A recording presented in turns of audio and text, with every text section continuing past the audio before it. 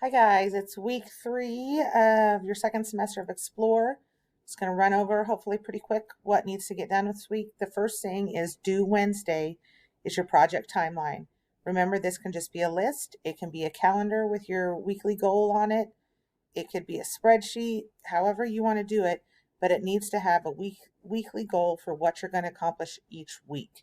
Okay, you will turn that in however your advisor asks for it. If they just want you to share it with them, if they want to have it printed out, they can get that done. If they want it just attached to Google Classroom, remember also that if you need to change this at any point, you can do that. Okay, then the rest of the week you need to be starting to work on your project.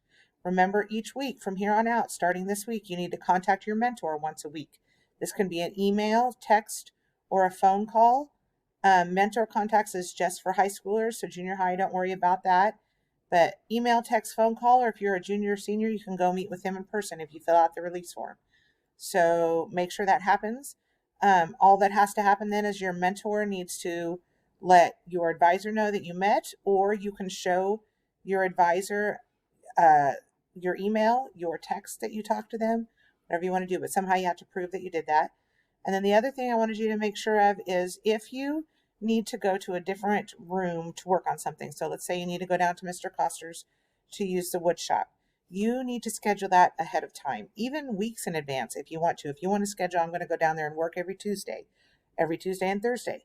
That's fine, but you schedule that with Mr. Coster. He gets to determine what days because he knows who's coming down to his room when, and he does not have to let you come down every day if there's going to be too many people down there. So you need to talk to him. You need to get that figured out. You have to have a pass from him and permission from your advisor to go down. You should just not wander down there whenever you feel like it. Okay?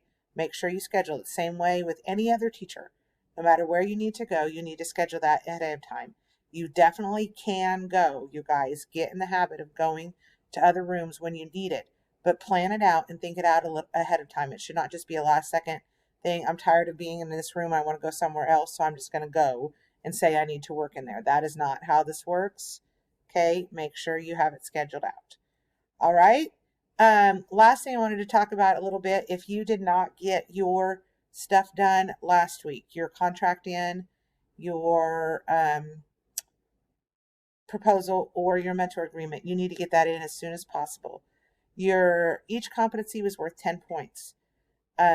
For everyone that's not in, you have a 0 right now. You may still turn them in, but every day it's late, it's 2 points off per competency.